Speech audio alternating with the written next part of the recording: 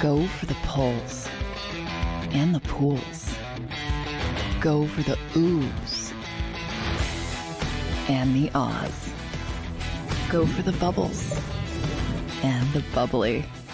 Go for the story and the stories. Go for the win.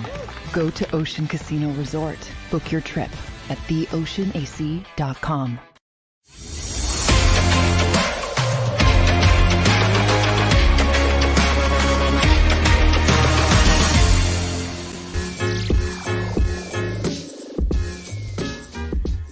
What's up, everybody? Welcome into the Philly Sports Power Hour on this cold Tuesday in Philadelphia. Freezing this morning going out there to get my coffee. Go to Starbucks every morning. Got to get that caffeine to get the energy up for my Power Hour crew. But we got a great show scheduled today. We're going to be joined early today by Eagles insider Dave Spadaro. I'm hoping that he can give us a little positivity, a little hope, because yesterday was not a fun day on the Power Hour. It was not a fun Sunday night watching this Philadelphia Eagles team get dominated by the Cowboys. Second game in a row they've been dominated. And I appreciate a lot of you guys tuning in last night on the Legal Hands to the Face show. We had Mike Missinelli. Fun show, talking Eagles for 90 minutes last night. But yesterday I was heated. Yesterday I was angry. And my anger is slowly turning into disappointment because I'm just starting to realize that unless massive changes happen, which I don't see how could happen this late in the season, I just don't think this team is good enough to get back to a Super Bowl. But we will see. We will see. Let's get a little bit of a roll call from my Power Hour crew checking in on this cold Tuesday. I see Wine Niners Wine. Appreciate you, man. Every show. Saw you last night at the Legal Hands to the Face show as well. Appreciate that.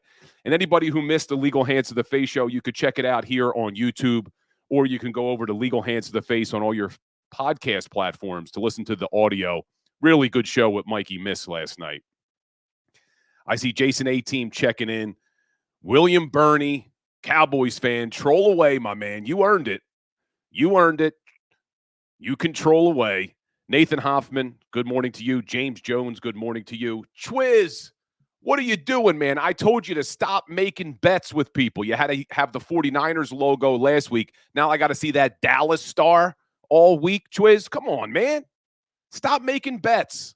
We don't want that logo here. We got enough of them with these Cowboys trolls. Loki, good morning to you. Thunderbird, good morning. And everybody else, if I missed you. Joseph Biden Jr. calling me a fraud in the chat. Uh-oh. Oh, boy. Probably another Cowboys fan coming into the house. But you guys earned it. Troll away, man. I'm not going to tell you you didn't earn it. But I appreciate everybody being here. Sorry if I missed you in the chat. I see Bridget Tobin checking in as well. But I'm hoping, guys, because I told you, my anger yesterday has turned to disappointment. And I'm hoping that Eagles insider Dave Spadaro can bring some positivity to the show today, can make me feel a little bit better. We are still 10-3. I need some hope. I need some positivity. So let's bring in Eagles insider Dave Spadaro. What's going on, Dave? Bill, good morning. Look, I think last night was a great demonstration of the power of the NFL to change things like that with the Tommy DeVitos. Was that a snap or was that a... Yeah, that's with the way Tennessee beat the Miami Dolphins. Anything can happen. Anything can turn around. And I think you got to realize that. Like, it's a long season. There's peaks. There's valleys. The Eagles have had 2 tough games. They are still 3-2 in this very difficult stretch of games with a huge game on Monday night.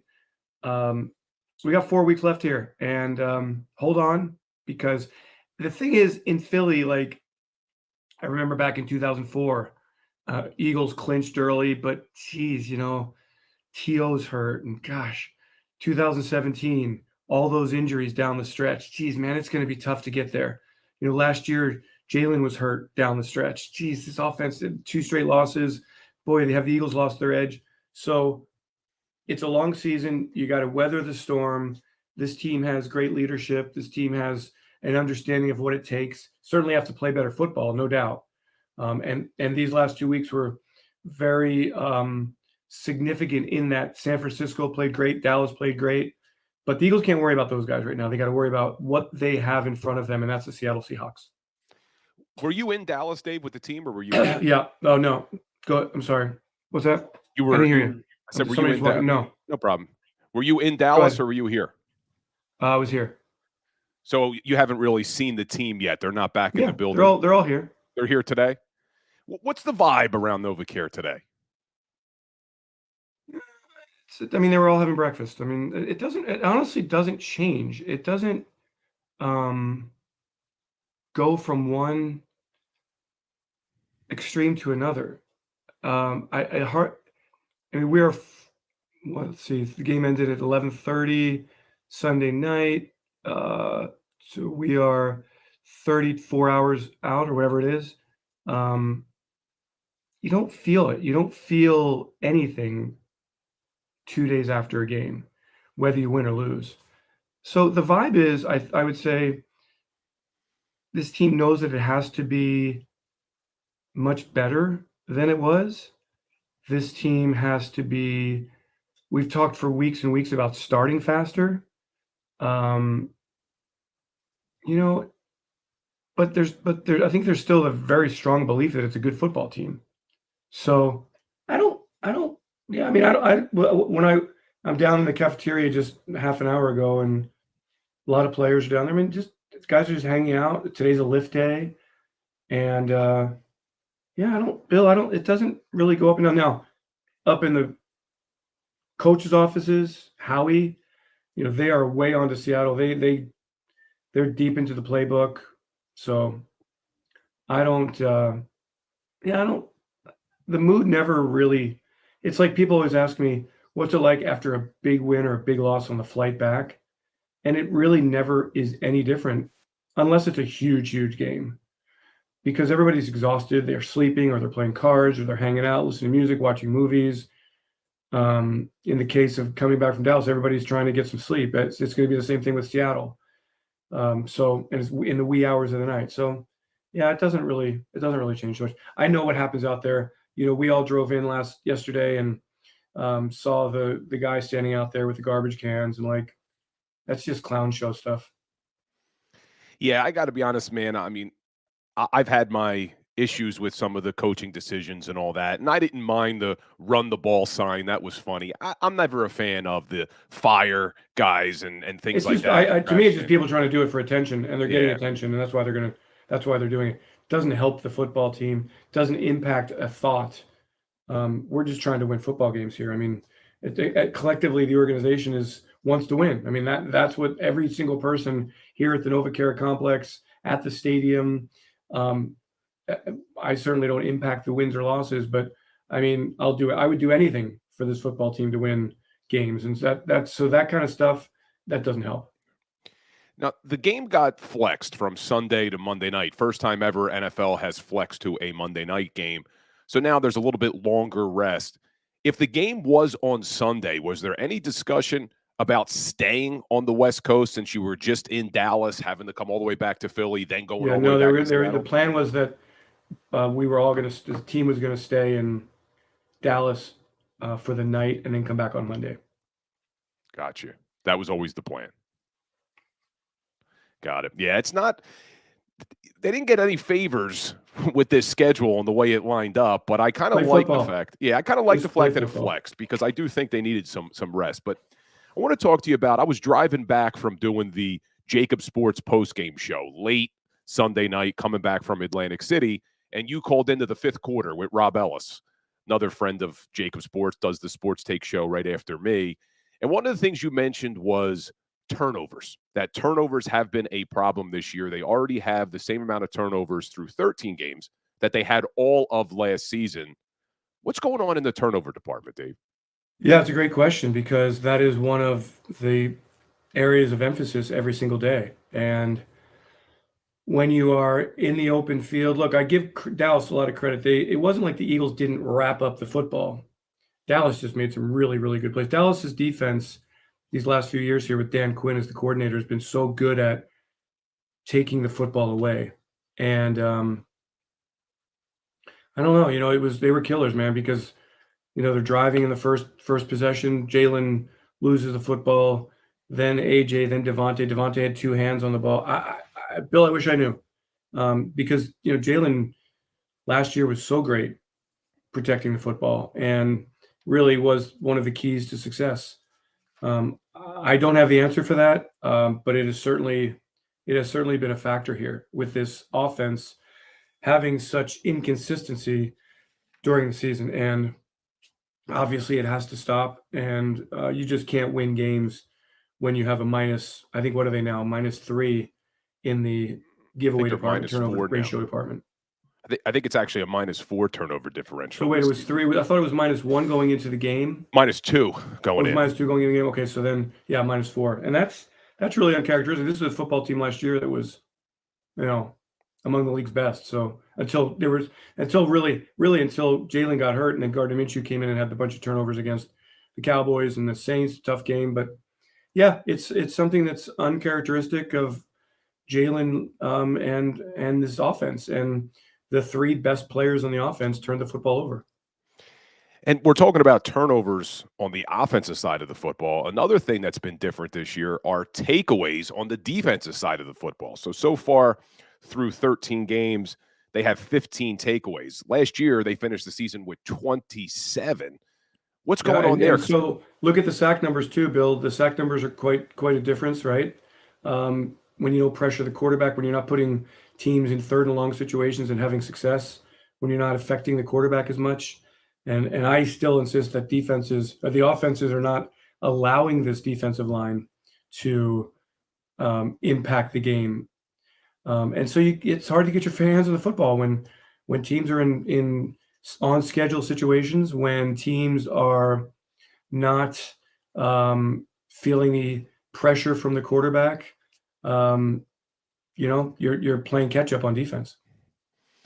Yeah, let's keep it on the defensive side of the ball for a second, because another thing that has been hurting this team is their 3rd down defense. They now sit at number 32 out of 32 teams in the NFL. What are you seeing on 3rd down? They're giving up a lot of conversions. And what do they do differently, though, Dave? Because it's not only 3rd and shorts; they're giving up a lot of 3rd and longs too. I mean, you're asking questions that I wish I had the answers to. Yeah. They're asking questions that the coaching staff is asking themselves. They're not going to change the scheme. You may tweak the scheme. You've got to play better. I thought they played better in the second half. They allowed 3 field goals in the second half to Dallas. But when you give up 4 straight scoring drives and you put and another reason if there's no takeaways, the Eagles aren't playing with leads. They played with leads last year, and teams have to throw the football and become a little bit more desperate, and you're ramping up pressure. We knew coming into the season with all of these new faces that there would be some tough times to assimilate everyone into the picture, and that has just not come together as we all hoped it would come together. So I don't have an answer, Bill. I would love to give you that easy little fix, but I don't have it. I just know that the Eagles have to play better. They've got to coach better. And they're playing a tough offense this week if Geno Smith is playing with 3 really good receivers and and a run game that they will bring it. And so the challenge is just as great on Monday night. Yeah, one of the things that a lot of fans were hoping was going to help out the defense was the addition of Shaq Leonard. There were some talks all week. Would he be ready to play in the Sunday night matchup? He does play, but he only plays 14 snaps, which was about 17%. Just difficult for him to get caught up to speed in the defensive schemes and things like that. He's been here look, again, last week they practiced a walkthrough on Wednesday, a practice on Thursday, a red zone practice on Friday, a walkthrough on Saturday. So I think the expectation is it will take a week or two.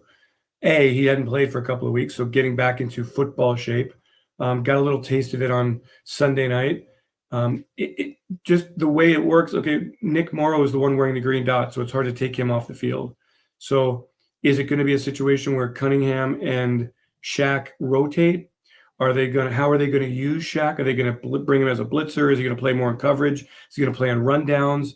All of this is to be determined, but certainly would love to see him get quickly integrated into the defense and improve the defense. You know, I don't think anybody's happy with the way the defense has performed here, and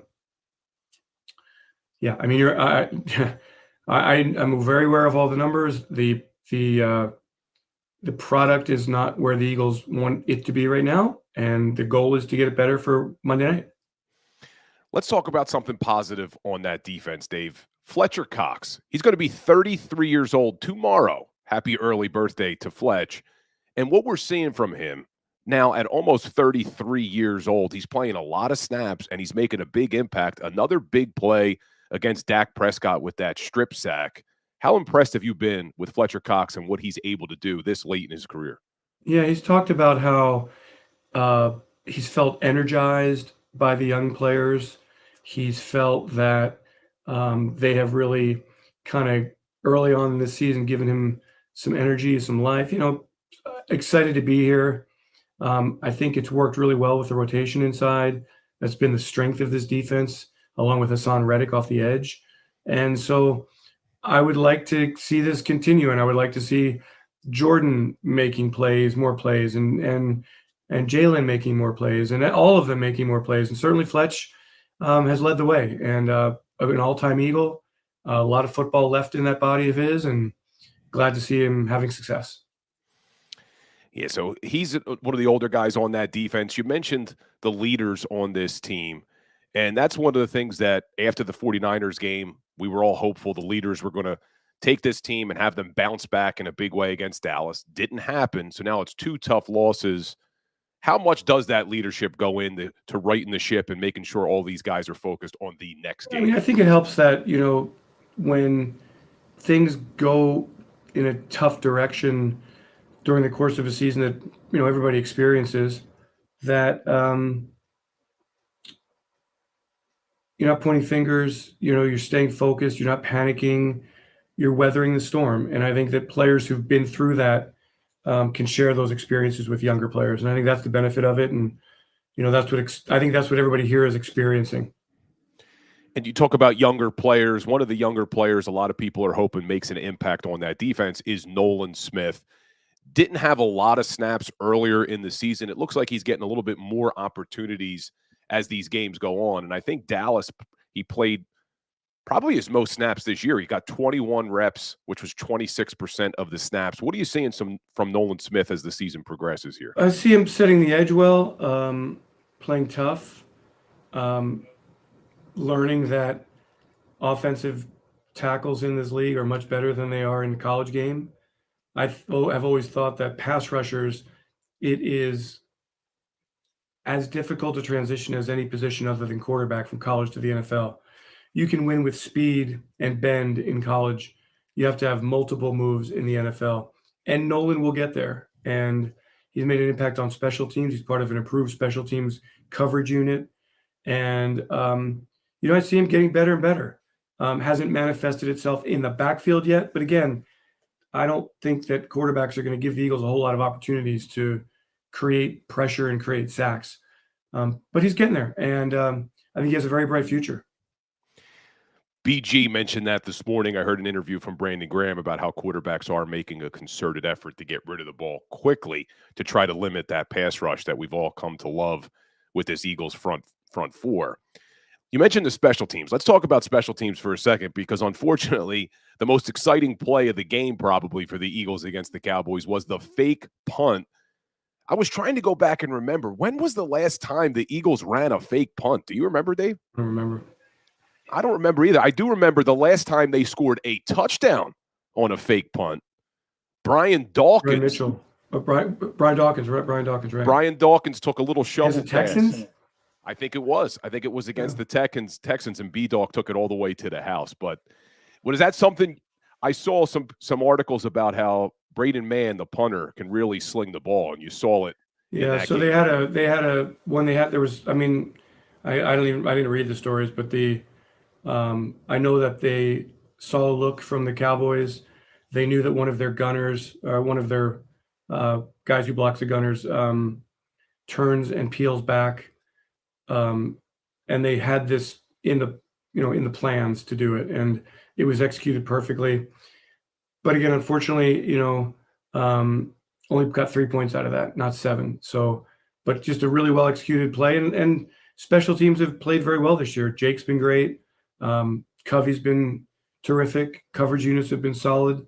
And so a very well conceived, well timed, well executed plan from Michael Clay. I have to give Michael Clay a lot of credit because you look at the special teams unit, struggled a little bit at times last season, especially in a big moment in the Super Bowl, but they've bounced back in a big way. Special teams is playing Braden really Mann's well. a terrific young punter. I think that they have something there. So hopefully that operation stays in place with Lovato, Elliott, and Mann. Yeah, definitely. Let's talk about that offense a little bit, Dave, because one of the things that's been frustrating some people is 4 games in a row now, 7 points or less in the first half. And you looked at this team last year, so good in the first half, especially in the second quarter. I saw a stat that they are negative 58, I believe, in point differential in the second quarter, which is second worst in the NFL. What's different this season? They're turning the ball over. They're committing penalties. They're killing themselves on drives. They had drop passes on Sunday night that you normally wouldn't see. I mean, it's never just one thing. It's a myriad of things. They're not running the football as effectively. It's been troubling and frustrating because, again, 6 straight games trailing at the half. It's hard to play from behind. And I know that they've worked on it. And I know this isn't the second quarter, but the first quarter, they're driving down the field and Jalen fumbles the football. And that changes everything. And then all of a sudden you're down 10-0. And it puts so much pressure on your offense to put points on the board when your defense is giving up points. So, yeah, I mean, an offense that's just not in sync, just not clicking, Bill. I mean, I wish this is a football team that on offense and on defense, these last couple of games have just not clicked. And I can't tell you the difference from we talked after the Buffalo game, the last 6 possessions, 5 touchdowns, or 5 scores, 4 touchdowns. What's different there than what they're doing now? And they're not getting the big chunk plays. They're not running the ball effectively in the red zone. They didn't get into the red zone on Sunday night, other than not running a play from inside the 20. So yeah, it's something that they've got to figure out here. Time is running out in the season, and again, it can turn around very quickly, and we're just all hopeful that it does on Monday. Let's look forward then, because I need some positivity. Yeah, Monday I'm sorry night, I can't give you answers. Everybody was like, well, how do you fix it? Well, you fix it by playing better football. I mean, I don't have the you can't point to one thing and say that's got to be better. What's got to be better is they've got to play better football. That's they've got to play Eagles football.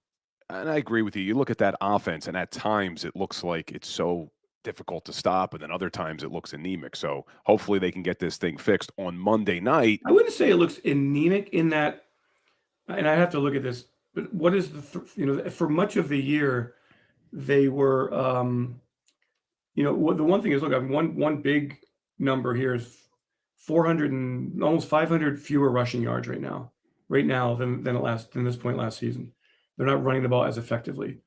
But there was, for much of the season, I thought that their points per drive, they were ranking really high. I mean, they're moving the football for the most part. It doesn't feel like there's a lot of 3 and outs. I'd have to look at the statistics, but it doesn't feel like there's a lot of 3 and outs.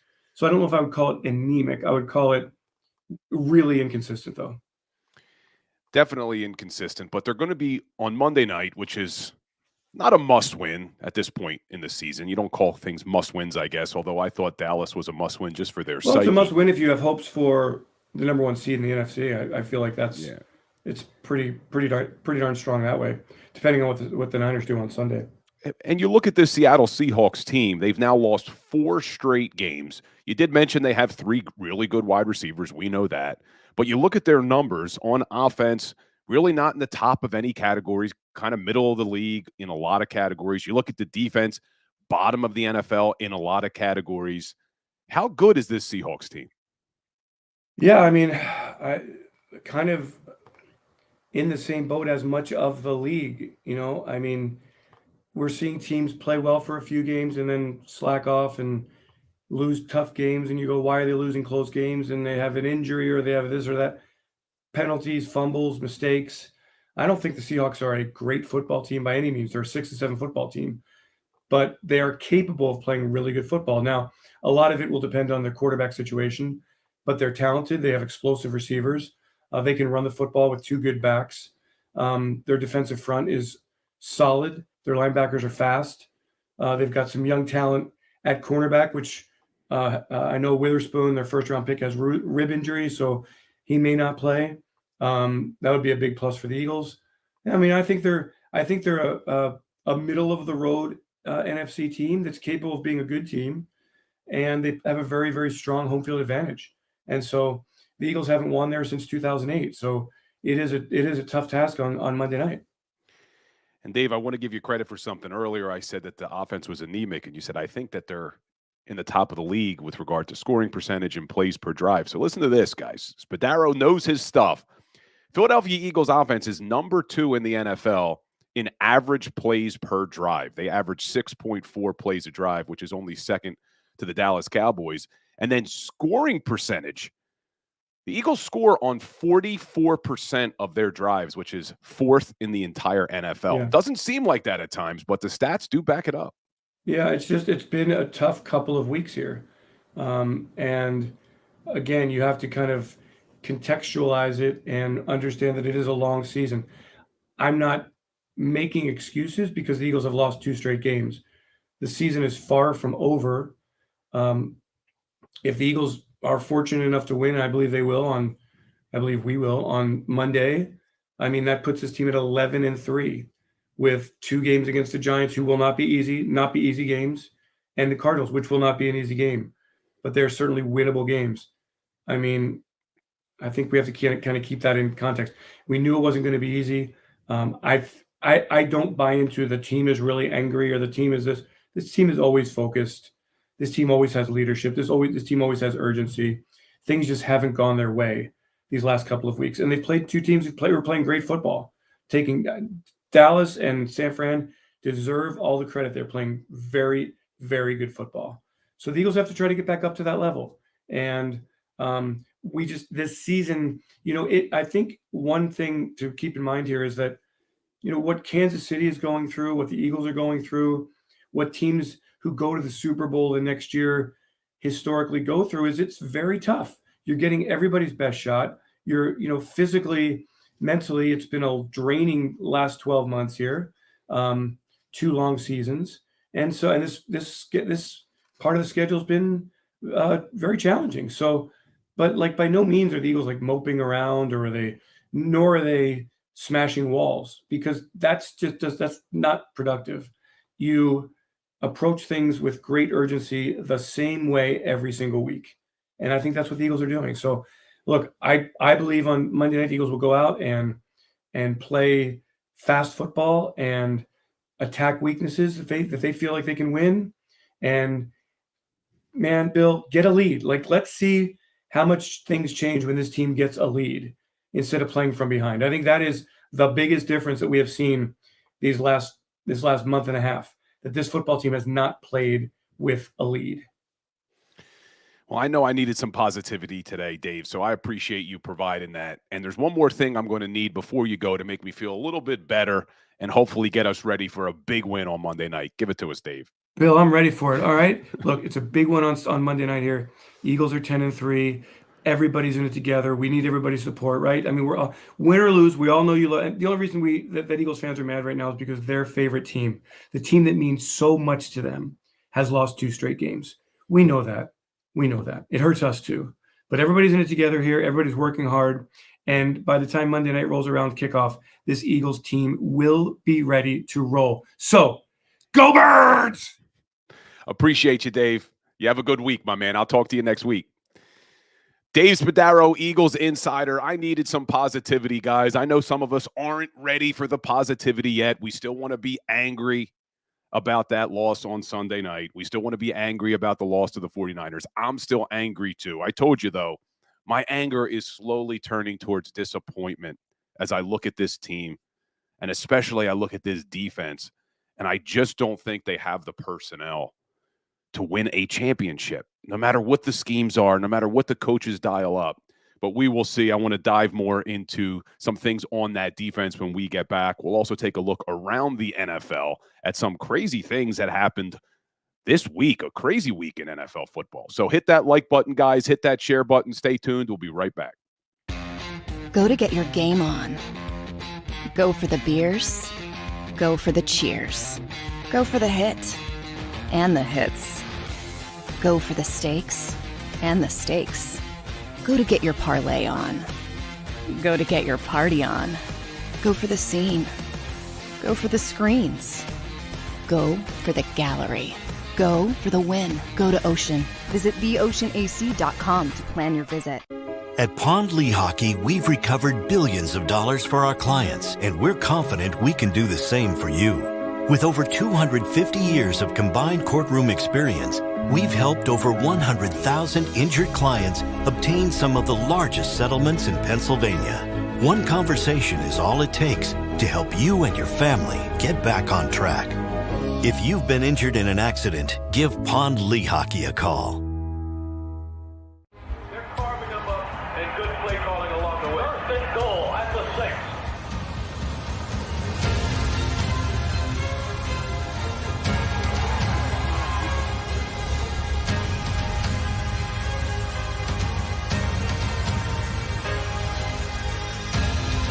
On the field of life, First Trust Bank is there for you. Champions on 3. 1, 2, 3. Because Philadelphia dreams deserve a Philadelphia bank.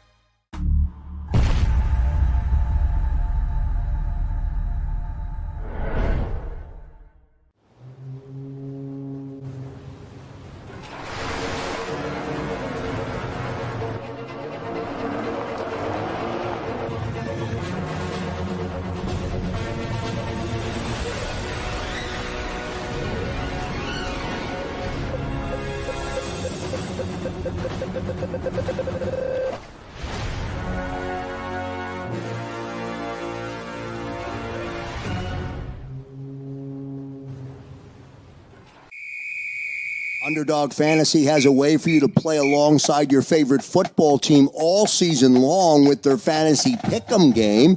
You pick between 2 to 5 players, select whether they'll go higher or lower on one of their stats, then do what you usually do on a Sunday, watch the games. You can win up to 20 times your money in a single game by going 5 for 5. It's a fantasy game, and the Sports Betting Show wants you to get involved. Go to UnderdogFantasy.com. When you sign up, use the promo code WIN, and Underdog will double your first deposit up to $100. That's UnderdogFantasy.com. Use the promo code WIN.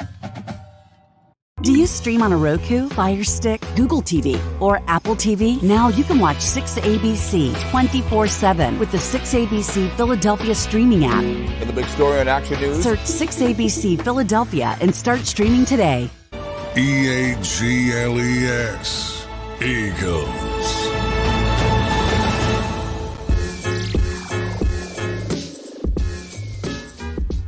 What's up, everybody? Welcome back into the Philly Sports Power Hour. I appreciate my Power Hour crew in the chat. I see all of you guys. I saw you when we had Eagles insider Dave Spadaro. And look, I bring Dave on the show. You know, he works for the Philadelphia Eagles. So he's going to bring that positivity. But it's nice sometimes. We do need that positivity at times, especially me. And for those of you who were here yesterday for the Philly Sports Power Hour, and then tuned in last night for the Legal Hands to the Face show, there wasn't a lot of positivity coming from me. Not a lot of positivity at all, because you just look at the last 2 games and the entire season so far, and it hasn't been good on the defensive side of the football. It hasn't just been what they did against the Niners and what they did against the Cowboys. It's this Eagles defense has struggled pretty much all season long. And that's where my concerns lie the most, because the way this defense has played this season, there is no guaranteed win. They're not guaranteed to beat Seattle in Seattle. There's no guarantees. I know we all looked at the last 3 games of the schedule and said 2 wins against the Giants, a win against the Cardinals. Eagles should win those games. The Eagles should be favored in their last 4 games this season. But the way that defense has played at times, there is nothing that is a guarantee. And we got 2 games against the Giants and Tommy Cutlets. We'll talk about that in a second. We'll take a look around the NFL. But real quickly, guys, just bounce over to our other Philadelphia teams. 76ers win big last night against the Washington Wizards, 146-101. Embiid, 34 points, 11 rebounds. It's like death and taxes now with Joel Embiid, always putting up over 30. Maxey put up 24. Sixers are now 15-7, 4th in the Eastern Conference. I say it every week, man. They just got to keep winning, stay relevant until that trade deadline comes, and maybe you can get that 3rd star on this team that puts them over the top. We will see. And then our Philadelphia Flyers back in action tonight. You guys know I love my Fly guys. Undefeated in the month of December. 5 straight wins for the Flyers. And an all-time quote from John Tortorella, "We got balls." That's the theme of that Flyers team. That's all you need to hear. If you haven't been watching the Flyers, if you've stopped watching because they haven't been good in previous years, their head coach, when referring to his team, "We got balls." That's your Philadelphia Flyers team this year, guys. So they play tonight at Nashville. It's an 8 o'clock start. Fly guys are now 3rd in the Metropolitan, 6-3-1 in their last 10. And they got a top 5 penalty kill in the NHL. And they're winning a lot of games by killing penalties, scoring shorthanded goals. Fun team to watch. Nashville's good. Nashville's 7-3 in their last 10, 4th in the Central. So it should be a good matchup tonight. See if the Flyers can keep that winning streak going. But let's jump back to the Eagles. I know that's why everybody is here for the Philadelphia Eagles. But I just want to talk about Darius Slay for a second. And I know he doesn't like to call himself Darius Slay. He's Big Play Slay or Slay. But here's my problem with Darius Slay. He's supposed to be a captain on this football team. He's supposed to be a leader on this football team. And I know now there's stats floating around that he's actually having a decent season, that he hasn't really taken that big of a step back from last year. And the stat that's floating around, this came from Jeff Kerr. So far in 2023, Darius Slay has been targeted 84 times. He's given up 48 catches. That's only a completion percentage of 57%. There's been 2 touchdowns, 2 interceptions, and there's a passing rater, man, it's a tongue twister, a passer rating against of 60.2. Last season, the passer rating against was 60. So there has not been a massive decline when you look at the stats against Darius Slay. But my problem with Darius Slay is that as a leader on this team, it seems to me, and it isn't just this season, it was last year too. You saw it in the Cowboys game on Christmas when they gave up the big play. You heard him after the Super Bowl when responding to Juju Smith-Schuster. It always seems to be that Slay wants to say, hey, look, I'm playing fine. It's not me. They're not putting up yardage against me. I'm doing just fine. That wasn't my fault. Not my fault.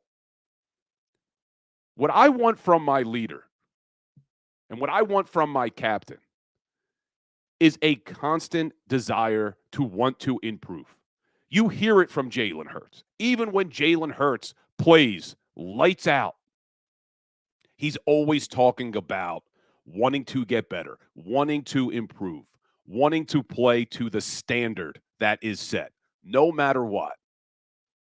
On the other side of the football, what I always hear from Big Play Slay is how good he played, how it wasn't on him. Seth Joyner on the JAKIB Sports postgame show last week called out Darius Slay and the secondary for not wanting to tackle. Slay doesn't respond with play on the field. He tweets him back. He retweets. He goes on his podcast. He talks about how many tackles I had. That is my problem with Darius Slay. Good player. You look at the statistics. Hasn't really declined that much this season. But it seems that he's more concerned about what people think of him and defending himself than being a leader and trying to get this team better each week. That's my problem. And when I talk about Darius Slay hasn't taken a huge step back this season, when you look at the stats and you look at the Pro Football Focus grades, that is accurate. Because sometimes stats can be deceiving. So let's look at the PFF grades. Last year in 2022, PFF graded Darius Slay at a 73. So far this year, he's graded at a 68. Not a huge drop-off. But when you go to the other corner, James Bradbury, who was an all-pro last season, there has been a drastic decline. JB last year had a Pro Football Focus grade of a 74. So far through 13 games, he's sitting at a 58. That is a problem. And I don't think you could put it all on JB. The safeties do contribute. Not having a good slot corner, not having two reliable safeties back there are going to impact you on the corners.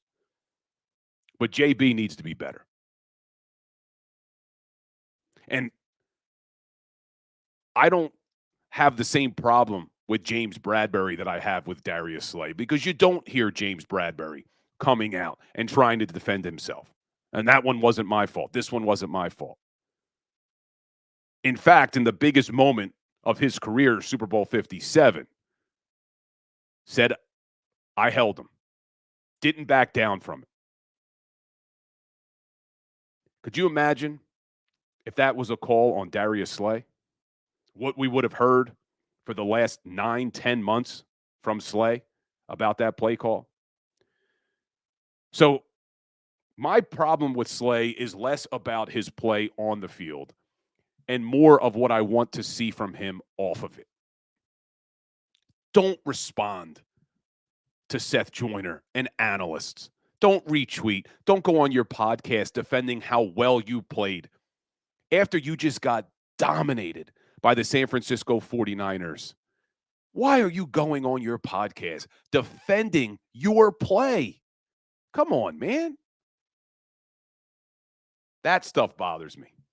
Really bothers me. And I just reminded myself, and let's talk about the Super Bowl. I mentioned the James Bradbury hold in the Super Bowl. And I talked about this on the Legal Hands to the Face show last night, so I want to talk with my Power Hour crew about it.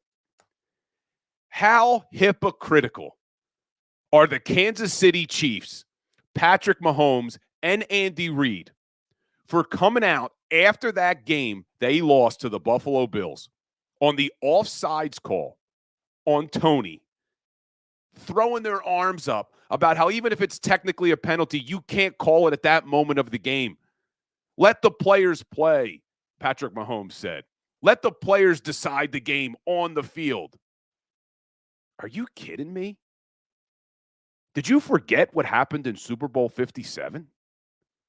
Did you forget how the end of the Super Bowl, there was a holding call on James Bradbury that every single Chiefs fan and player acted as if needed to be called? And now you're going to come out in a regular season game when the flag came out before the damn play even happened? I don't understand what Mahomes is even talking about. The ref threw the flag, whether you agreed with it or not, the moment the ball was snapped. He didn't have the luxury of watching the play out and saying, oh, that was such an amazing play, I'm not going to throw the damn flag.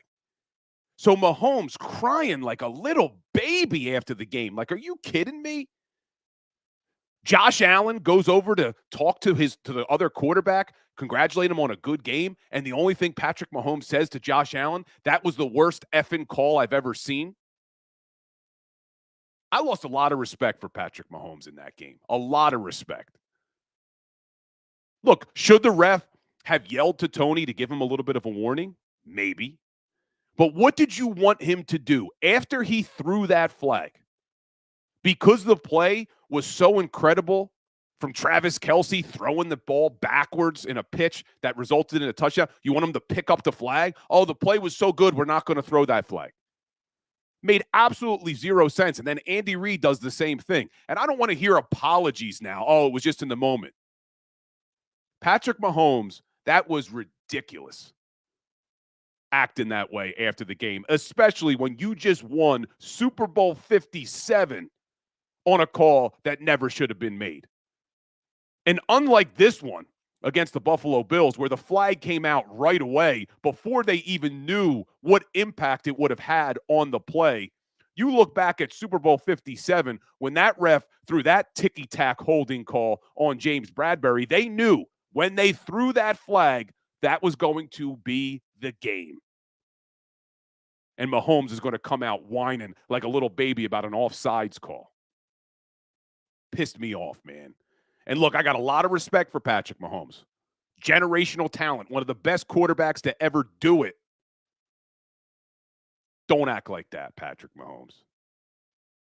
Ridiculous, man. Get me all heated up again. Anyway, let's take a look around the NFL. That was one of them. Buffalo Bills beat the Kansas City Chiefs. And if you guys were watching the Power Hour last week, now it's hard for me to brag too much because I did pick the Eagles to beat the Cowboys. But my other two picks last week came true. I said the Buffalo Bills were going to beat the Kansas City Chiefs. I had a feeling they were going to win that game. I thought the line, they were a 1.5-point dog in Kansas City, I thought signaled that was a Buffalo Bills line, and they win that game 20-17. So if you follow the Power Hour and you listen to my advice, you got that one. And the other one you got was the Detroit Lions losing to the Chicago Bears. I had a feeling Chicago was going to win that game in Chicago, especially when you looked at what Chicago almost did to them in Detroit a couple weeks ago. And the Chicago Bears dominated that game. And the Detroit Lions are showing us why they are still the Detroit Lions. They cannot be trusted. I don't see them winning a big game in a big moment in the playoffs. And a couple of weeks ago, we were a little bit concerned that the Detroit Lions could be pushing for that number 1 seed. But I can't imagine that they are still in the mix with 4 losses when there's 3 teams ahead of them. The Eagles, the Niners, and the Cowboys all with only 3 losses. So I think the Detroit Lions are probably out of contention for that number 1 seed. And I see my man Wine Niners Wine saying we don't have a lot of likes in here today. So make sure you're hitting that like button for us. Hit that like button for us. Helps us reach more Eagles fans, and I appreciate you guys when you do it. So thank you. But I don't think the Detroit Lions are going to push for that number 1 seed. And this is why, let me digress for a second from around the NFL and talk about that number 1 seed, because the Detroit Lions are kind of showing us who they are as a team. And there's been some arguments made when we're looking for some positivity. There's been some arguments made that being a number 2 seed in the NFC could actually be better than being a number 1 seed. Now, I don't agree with this line of thinking. I'd rather be a team that gets a bye. I'd rather be a team that has home field advantage. But the thinking is this. If the Philadelphia Eagles get the number 2 seed as opposed to the number 1 seed, they would play their first wild card matchup against a team like the Packers or the Vikings, which would be a very winnable game. But the reason people are saying they would want the 2 seed is what would happen now in the divisional round. Because most likely the Dallas Cowboys would be the 5 seed. They'd go on the road to play an NFC South team, and nobody wants to win the NFC South. Is it the Bucs? Is it the Saints? Is it the Falcons? They're all 6-7. So if the Cowboys are the 5 seed, they're going to go to that NFC South matchup and win. So what happens in that scenario is most likely then in the divisional round, you'd have the Cowboys on the road in San Francisco, and the Philadelphia Eagles would get the Detroit Lions at home here in Philly. So a lot of people are saying, hey, maybe it's better if the Eagles are a 2 seed. Because now the Niners and the Cowboys have to play each other in the divisional round. And you won't have to see both of them. You'd only get one of them in the NFC Championship. And maybe the Cowboys knock off the 49ers in San Francisco, and now you're hosting the NFC Championship. I understand the thought process, but I'd rather have the 1 seed. I'd rather the Eagles get that first round bye. I'd rather them get home field advantage. But if you heard me yesterday, guys, and I'm hoping I'm wrong, I'm praying I'm wrong. With the way this defense looks right now, I don't think it will matter. Whether they're home for the NFC Championship game or on the road, they're just not good enough as they are right now to beat the Niners or the Cowboys if they have to play them again. I know it's supposed to be a positive day. I'm sorry, guys, but I also got to spit the truth. And that's not what I want to see happen. It's just what I think would happen. But let's keep looking around the NFL. Last night, Monday Night Football doubleheader. Tennessee Titans were down 14 points with only 5 minutes left in the game against the Miami Dolphins, and they come back to win 28-27. And you saw that analytics play. Down 14, they score a touchdown, and they go for 2. And some people question that. Why go for 2 there? You kick an extra point, you're only down 7. The analytics move is you go for 2 there. If you don't get it, you're down 8, still a 1-score game. If you do get it, like the Tennessee Titans did, you're now only down 6. You score a touchdown, like the Titans did, you win it with an extra point. So they did the analytics move, and the Tennessee Titans beat the Miami Dolphins. Man, it just keeps – this week showed us there really aren't any powerhouse teams in this league outside of the San Francisco 49ers. And I'm putting the Baltimore Ravens up there as well. After that, there is a huge drop-off, even to the Cowboys. I think the Cowboys are a good team. But you saw what the 49ers did to the Cowboys. So there is a huge drop-off and a lot of upsets this week. A lot of upsets. You had the Patriots on Thursday night beat the Steelers. We talked about that one last week. Then you had the NFC South matchups, which nobody wants to win the NFC South. The Buccaneers beat the Falcons. We had the Bears upset the Lions. You had the Cincinnati Bengals still in the mix, beating the Indianapolis Colts. Cleveland Browns beating Dougie P and the Jags. But I thought the biggest upset of the week for me was the New York Jets and Zach Wilson beating C.J. Stroud and the Houston Texans. I did not see that one coming. Did anybody see Zach Wilson putting up 300 yards? I've been saying on this show, I'm done with Zach Wilson. I can't believe the New York Jets stuck by him for as long as they did. And now Zach Wilson comes out and balls 300 yards, 2 touchdowns in a 30-6 win over the Houston Texans. Just when you think you know what's going to happen in this league, man. That's why we love the NFL. You never know what the hell is going to happen. And C.J. Stroud, unfortunately, got a concussion in that game. Let's hope he's going to be okay because he's been fun to watch. Really fun to watch. Then you have the Minnesota Vikings and the Las Vegas Raiders put on an absolute offensive clinic. 3-0. What an exciting game that one was to watch. I'm sure the NFL loved that one. 3-0. Ridiculous. And then you saw the 49ers take care of business against the Seattle Seahawks. Broncos beat the Chargers. And I've said it on this show before, I'll say it again. Brandon Staley, in my opinion, is the worst coach in the NFL.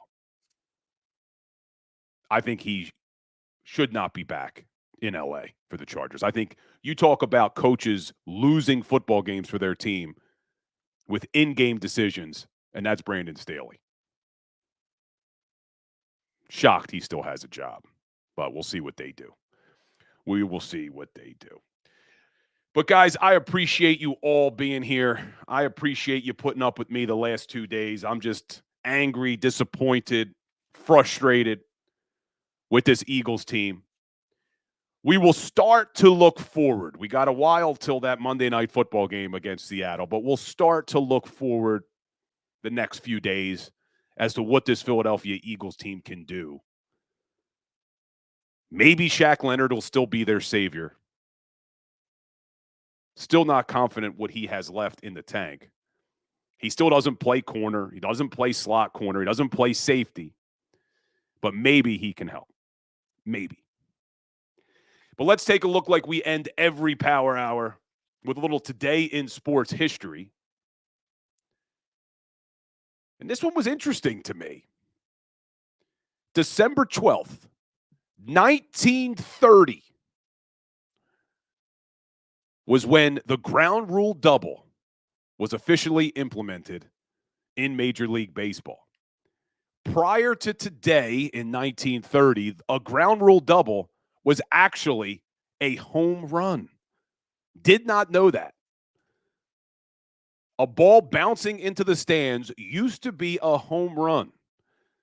But on today in history, December 12th, 1930, they decided to change that rule to make it a ground rule double instead of a home run. Thought that one was pretty interesting. But I appreciate all you guys. Be sure to head on over to Legal Hands to the Face on Instagram. Make sure you're following. We post daily content there. Make sure you're following me on Twitter at Bill Colarulo. And we'll be back here tomorrow, 10 o'clock. It is a Wednesday, so we're joined by Kayla Santiago like we are every Wednesday. We'll talk a little Sixers, obviously get into some Eagles with her as well. So appreciate you guys. You have a great day. Stay warm out there. A little cold in Philly today. But we'll be back here tomorrow, guys. I'll see you all. Hit that like button on your way out. And as always, go Birds. Go for the pulls and the pools. Go for the oohs and the ahs. Go for the bubbles and the bubbly. Go for the story and the stories. Go for the win. Go to Ocean Casino Resort.